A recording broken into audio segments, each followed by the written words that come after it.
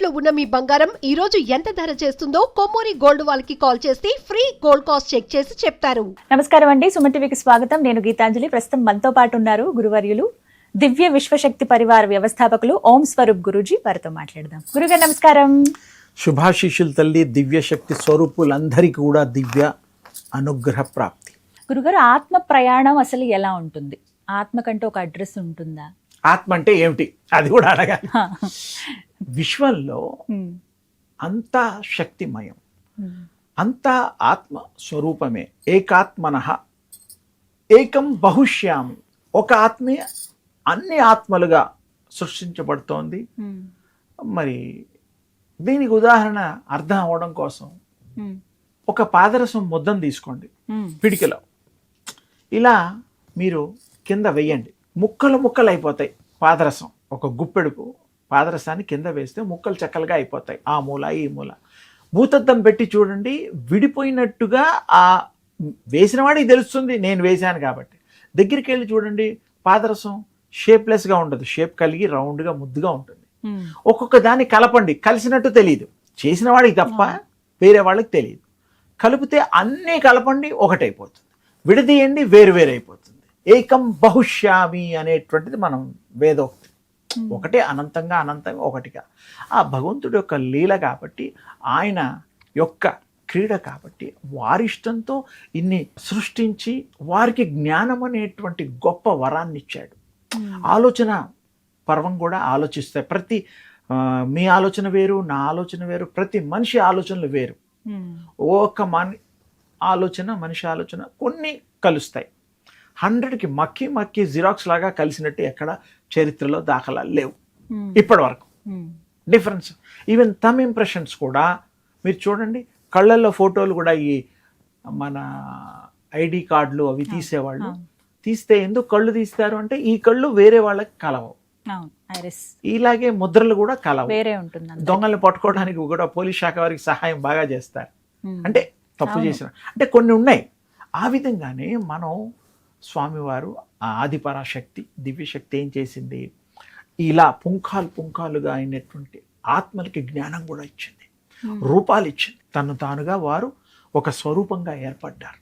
ఒక సమాజం, ఒక సంఘం అప్పట్లో. అయితే ఏమైంది, కొన్ని రూల్స్ పెట్టుకున్నాం కదా, ఆ రూల్స్ అతిక్రమించిన వాళ్ళని మ్లేచ్చులు అన్నారు. అంటే తరిమి వేయబడ్డ వాళ్ళు. మా సంఘంలో వద్దు అబ్బాయి, తప్పు పని చేస్తున్నాం, రూల్స్ వ్యతిరేకంగా మనం ఈ పద్ధతి అనుకుంటాం, ఈ పద్ధతిలో ఉంటే ఈ రూపాల్లో వస్తుంది. ఈ రూపాలు కాకుండా నువ్వు వెళ్ళిపోతే మ్లేచ్చులుగా అది వేరే కంట్రీస్. ఇప్పుడు భారత ఖండం ఒకప్పుడు మొత్తం ప్రపంచం అంతా ఒకటి. అమెరికా, రష్యా, చైనా ఇవన్నీ భూభాగాలు ఇప్పుడు ఏర్పడ్డాయి. ఒకప్పుడు అలా లేవు. ఒక 5000 సంవత్సరాల క్రితం మన చరిత్రలో భరతఖండము, మహాభారతం ఆ టైంలో కూడా ఒకటే, విడిగా లేవు కంట్రీస్ ఇప్పట్లాగా. మనవే వీఆర్ ద రూలర్స్.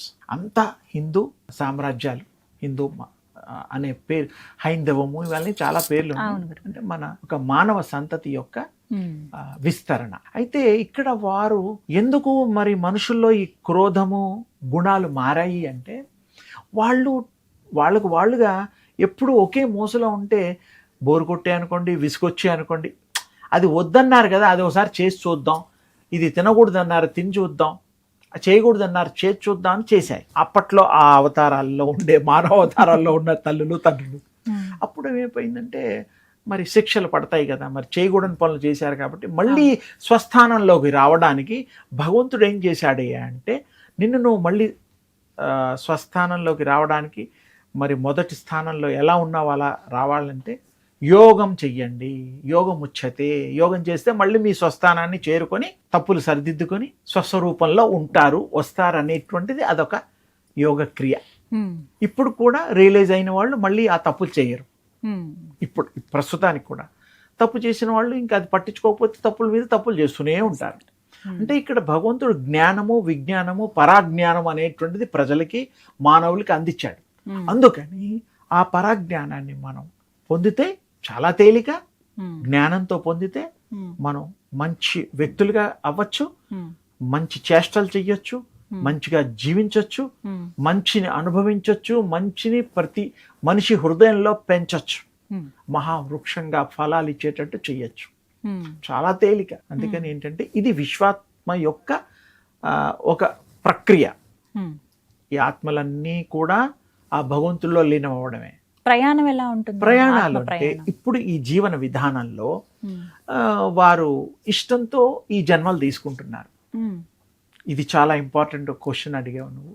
ప్రతి మానవుడు ఒక జన్మ ఎత్తడానికి ఎలా ఎత్తుతాడు అంటే వారు ఆ జన్మ అనుభవించడం కోసం, అనుకున్న పనులు చేయడం కోసం వారు ఆ యొక్క రూపాలని ధరించి జన్మలు తీసుకొని స్త్రీలుగా, పురుషులుగా, ఇలా వృక్షాలుగా, జంతువులుగా, దాని ఇష్టం, ఆత్మిష్టం. ఆత్మ ఫ్రీ, దాని ఫ్రీ సోల్, దాని ఇష్టం. మీరేదో పని చేసేవాడికి జీతం ఎక్కువ ఇస్తాను లేదా కట్ చేస్తానంటే చెప్పినట్టు వింటాడు అనుకుంటారు. అది అలా ఉండదు. ఆత్మ వేరు. అప్పుడు ఏమవుతుందంటే అవి నిర్ణయించుకున్న కార్యక్రమాలన్నీ చేసుకుంటూ రూపాలు మార్చుకుంటూ ఇంకొక జన్మలో అన్ని సశేషంగా విశేషంగా ఏ కోరికలు లేకుండా, ఏ అనుభవాలు లేకుండా ఎప్పుడైతే జీరో అవుతుందో అది పరబ్రహ్మ స్వరూపంగా మారిపోయి ఇంకా జన్మ అనేది రాహిత్యం అయిపోయి ఇంకా జన్మలు ఉండవు. భగవత్ స్వరూపంలో, దివ్య శక్తి రూపంలో, తేజస్సులో అక్కడ పైన నక్షత్రాలు ఉన్నాయి. ఇలాంటి యోగ పుంగవులవే అవి. అదే పెళ్ళైనప్పుడు అరుంధతి నక్షత్రం చూపిస్తారు. అంటే అరుంధతి తల్లి ఆ యోగిని, యోగ్యవతి ఆ నక్షత్ర రూపంలో ఉందన్నమాట. అలాగే ఎంతోమంది ఉన్నారు. మనకి దగ్గరగా ఉండేవాళ్ళు ఈ మార్సు, తర్వాత చంద్రుడు, సూర్యుడు, కుజుడు ఇవన్నీ ఉన్నాయి కదా, ఇవి దగ్గరగా ఉన్నాయి భూమికి. ఇంకా దూరంగా ఉండేటువంటిది నక్షత్రాలు. అందుకనే ఆ నక్షత్రాలు కూడా శక్తివంతమైన ప్రకాశాలు. మనకి సూర్యుడు, చంద్రుడు రోజు విడిచి రాత్రి పగలని మన లెక్కలు. సూర్యుడు ఎప్పుడు వెలుగుతూనే ఉంటాడు, ప్రకాశిస్తూనే. చంద్రుడు ఎప్పుడు కూడా ఆయన, అవి ఏంటంటే మన ఈ గ్లోబ్ ఇలా తిరగడం వల్ల మనకి అవి రాత్రి పగలుగా మారి వారి యొక్క దర్శన భాగ్యం కలగడం లేదు. సింపుల్. అందుకని ఏంటంటే తేజస్సు, మనమంతా తేజోవంతులము, తేజో రూపాలము. కావాల్సి ఈ మానవ రూపంలో ఎంటర్ అవ్వడం అంతే. ఎంటరింగ్ ద బాడీ, జన్మ, బయటికి వెళ్ళిపోవడం. మన భాషలో శివైక్యం, చావడం, ఇలాంటివేమో అంటారు. అసలు శరీరానికి ఉంది, మంచి శరీరాన్ని ఆత్మ తలుచుకుంటే ఉంచగలుగుతుంది కూడా. ఇప్పుడు రమణ మహర్షి ఉన్నారు, తర్వాత రామకృష్ణ పరమహంస ఉన్నారు. వారు కొన్ని ఇబ్బందులు, శారీరక ఇబ్బందులతో, క్యాన్సరు ఇలాంటి వాటితో ఇబ్బంది పడ్డట్టుగా చెప్తారు. అయినా కూడా వాళ్ళు తగ్గించుకోగలరు. కానీ వాళ్ళు దాని మీద పెద్ద దృష్టి పెట్టాల. వాళ్ళకు ఉండే శక్తులకి అది పెద్ద చాలా స్వల్పం, ఆవగింజంత పని. వచ్చాం ఈ శరీరంలో, కొన్ని అనుభవించాం, చాలు, ఓకే వదులుదాం, తేజో రూపాల్లో ఉందాం అని ఉద్దేశం. అంతకంటే ఏమీ లేదు. మనం కూడా ఏదైనా పర్పస్ అయిపోయి పని అయిపోతే మనం ఆ ఊళ్ళోంచి వచ్చేమా హైదరాబాద్కి? పని ఉన్నప్పుడు బెంగళూరు వెళ్తాం, కలకట్టా వెళ్తాం, ఇంకెక్కడెక్కడికో వెళ్తాం. ఆత్మ ప్రయాణాలు అదే నిర్ణయించుకుంటుంది, అదే ప్రయాణం చేస్తుంది, అదే ఈ శరీరాల రూప ధారణ అన్ని దాని ఇష్టం. ఆత్మ ప్రయాణం అమోఘము, చాలా గొప్పది. దాని గురించి ఇంకా ఎంత విశేషాలుగా చెప్పాలంటే చెప్పచ్చు. తప్పకుండా ఇంకో ఎపిసోడ్ చేద్దాం. తప్పకుండా. ఆత్మ ప్రయాణాలు చాలా థ్రిల్లింగ్గా ఉంటుంది.